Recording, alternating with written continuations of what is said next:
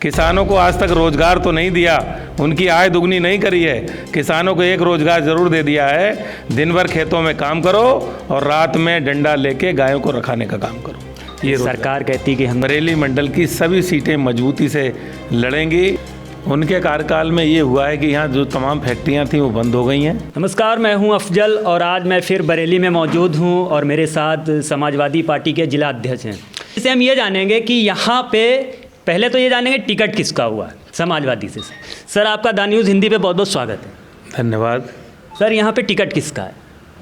बरेली लोकसभा में आदरणीय प्रवीण सिंह ऐरन साहब का हुआ है, जो पूर्व में लोकसभा के मेंबर रहे हैं, विधायक भी रहे हैं, मंत्री भी रहे हैं। दूसरा, बरेली ज़िले में एक और सीट लगती है लोकसभा की, आंवला लोकसभा, उसमें श्री नीरज मौर्य जी का हुआ है। 2 बार वो भी एमएलए रहे हैं। तो हमारे दोनों टिकट फाइनल हो गए। गठबंधन से चुनाव लड़ा जाएगा यहाँ पे? हाँ, गठबंधन हो गया है। और कांग्रेस आपके साथ यहाँ पे कितना काम कर रही है? कांग्रेस और समाजवादी दोनों मिलके बहुत मेहनत से काम कर रहे हैं और दोनों बहुत संघर्ष के साथ कार्यकर्ता जुटे हुए हैं। दोनों लोकसभाएं हमारी बहुत मजबूत हैं। क्योंकि आपके सांसद संतोष गंगवार हैं ना आपके यहाँ के, तो 7 से 8 बार सांसद रह चुके हैं। उनके सामने चुनाव लड़ना एक बहुत बड़ी बात है जीतने के लिए। तो आप लोगों की कितनी तैयारियां हैं कि आप बिल्कुल मैदान में उतर चुके हैं कि चुनाव हमको इस बार जीतना ही है, सरकार बनाना है? तो कितना आप लोगों की तैयारी है? सर, 8 बार जरूर संतोष जी सांसद रहे हैं, लेकिन उनको हराने का काम प्रवीण सिंह ऐरन साहब ने ही किया था। प्रवीण सिंह ऐरन साहब ने उनको हराया था और इतना विकास कराया था। 8 बार का विकास एक तरफ रख दें और एक बार का एक तरफ रख दें तो दोनों का विकास बराबर है। 2009 की आप बात कर रहे हैं जी। 2009 में ऐरन साहब चुनाव जीते थे। फिर 2009 के बाद संतोष गंगवार फिर जीत गए चुनाव हैं। तो उनके कार्यकाल में कितना विकास यहाँ पे हुआ है और कितना नहीं हुआ, क्या होना चाहिए था? उनके कार्यकाल में ये हुआ है कि यहाँ जो तमाम फैक्ट्रियाँ थीं वो बंद हो गई हैं। गड्ढे आप रोडें देखेंगे तो सब गड्ढा युक्त हैं, कोई गड्ढा मुक्त नहीं है। और झूठ बोल के सरकार बनाने का काम किया है। समाजवादी पार्टी के राष्ट्रीय अध्यक्ष उत्तर प्रदेश के पूर्व मुख्यमंत्री आदरणीय अखिलेश यादव जी पीडीए के माध्यम से अपने प्रत्याशी सब जिताने का काम कर रहे हैं। पीडीए का मतलब पिछड़े, दलित, अल्पसंख्यक। तो ये सब जब इकट्ठे हो जाएंगे तो हमारे दोनों प्रत्याशी बहुत वोटों से जीतेंगे। तो यहाँ पे नेताओं का जमघट कैसा लगेगा? कैसे इस सीट को आपके नेता जीत पाएंगे? कौन कौन आने वाले हैं? क्या आपका प्रोग्राम है? कहाँ कहाँ पे क्या करने वाले हैं? किस तरीके से तैयारियां चल रही हैं? आगे क्या प्लान रहेगा? एक तरीके से ये लखनऊ और दिल्ली का केंद्र बिंदु है। यहाँ से 250 किलोमीटर दूर दिल्ली है और 250 किलोमीटर दूर लखनऊ है। तो इस लखनऊ की कमिश्नरी में माननीय राष्ट्रीय अध्यक्ष जी ने बहुत बढ़िया हमें टिकट दिए हैं। बरेली के बराबर में बदायूं जनपद आता है।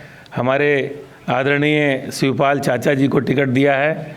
तो उनकी वजह से यहाँ पे बरेली मंडल की सभी सीटें मजबूती से लड़ेंगी। और शाहजहानपुर में हमारे राजेश कश्यप जी को दिया है, आंवला में नीरज मौर्य जी को दिया है और बरेली शहर में प्रवीण सिंह ऐरन साहब को दिया है। तो यहाँ पे सब बिरादरियों का समावेश किया गया है और सब बिरादरी के लोग बड़ी मेहनत के साथ चारों प्रत्याशियों को लड़ाने के लिए डटे हुए।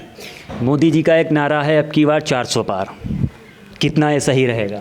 उनका नारा ये भी था 2014 में, बेरोजगारों को हर वर्ष 2 करोड़ नौकरियां देंगे, किसानों की आय दुगनी करेंगे, हैं? ये भी नारा था। विधवा, विकलांग पेंशन, वृद्धा पेंशन, ये तमाम चीज़ें देंगे। लेकिन दिया तो कुछ नहीं आज तक।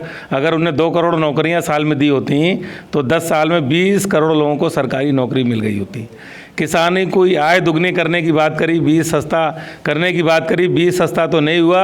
यूरिया में से 5 किलो एक बार गायब कर दी, दूसरी बार 5 किलो और गायब कर दी।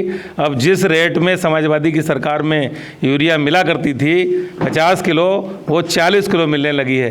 किसानों को आज तक रोजगार तो नहीं दिया, उनकी आय दुगनी नहीं करी है। किसानों को एक रोजगार जरूर दे दिया है, दिन भर खेतों में काम करो और रात में डंडा लेके गायों को रखाने का काम करो। ये रोजगार। सरकार कहती कि हमने रोज़गार दिया है। यूपी पुलिस एग्ज़ाम हुआ, अब सरकार को लगा कि एग्ज़ाम चलो जो है वहाँ पे नकल हुई है तो उसको निरस्त कर दिया। अपनी जगह पे वो काम ठीक कर रही है, तो आप लोगों को क्या दिक्कत है उसमें?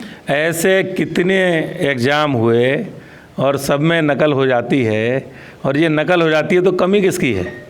कमी तो सरकार की है। नकल सरकार थोड़ी ना कराती है। भाई अधिकारी किसके हैं? किसकी देखरेख में भर्ती हो रही है? अधिकारी तो उन्हीं के हैं। तो सरकार की कमी है, सरकार फेल है, इसीलिए नकल होती है। ये सरकार की कमी है सब। आपके शफीकुर रहमान साहब का अभी निधन हो गया सुबह, तो उनको सर लेके आप क्या कहेंगे? दुखद घटना समाजवादी के एक वरिष्ठ नेता थे और सांसद। दुखद घटना है जी। और बढ़िया नेता थे, उनसे हम सब लोगों को सीख मिलती थी और उनके रास्ते पे चल के समाजवादी आगे बढ़ी है। और उनके जो कार्य रहे उनको जीवन भर हम लोग याद रखेंगे।